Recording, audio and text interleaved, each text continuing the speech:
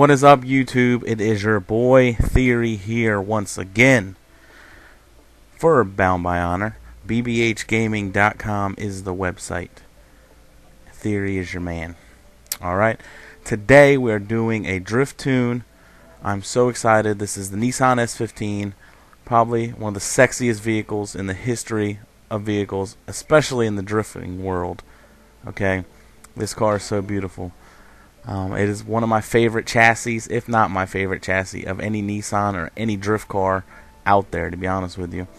They're just so sexy. They have the aggressive headlights and like the molded rear end. It just looks so smooth and sleek and is just phenomenal. This video was requested by iDrift All Day, so I went ahead and did a little drift build for him. Just give him a little bit of a basis on what you should do. Now, engine modifications, I like to put the biggest turbo on there just because you get the blow-off valve sound when you're shifting gears. And of course, you want to do the race camshaft because that will give you higher revving and extend out your revs, so that way you can rev higher, like up to 8-9 grand.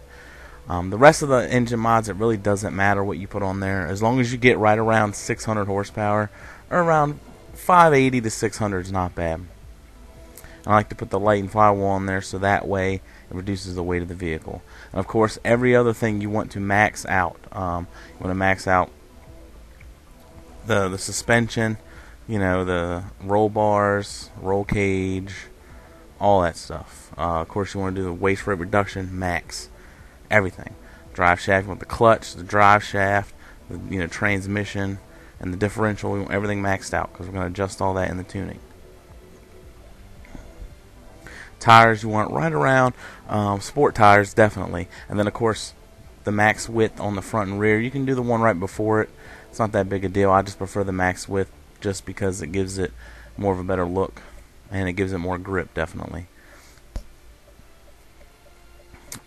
Any style wheel design will do. It does not matter what you want to put on there. You want to put some chromies on there, you want to put some steely looking wheels on there, go right ahead.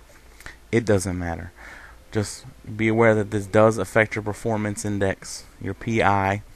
Some people don't like their PI to be a certain height. They want it to be low or whatever. I don't know. I don't really care. As long as my horsepower is right around 550 to 600, I'm happy. Everything else is all for what I like and what I think it looks, looks the best. I put 17-inch wheels on the front and the rear. And I go with the Nismo body kit. It really doesn't matter what body kit you want to go with. I just prefer the Nismo because, well, it's Nissan. And of course, I remove the rear wing just because it looks so sexy without the wing on it. Anyway, let's get back into the build here. And the Nismo side skirts just to round out the build there for the body kit. And we're going to be getting into the tune here in a minute. This is BBH Theory coming at you live from the Theory House in Florida. We likes to keep it real and we likes to keep it hot, but we don't like it when it's real hot. Alright, anyway, get back into the tune. This is a basic tune, drift platform, so to say. It's pretty much similar to the one in the video I did before this for the Audi S4 2004, but it has a little bit minor differences, but the main features are around the same. What you want to do is you want to try to get it, you want the rear to be stiffer than the front on all the, the roll bars and things like that.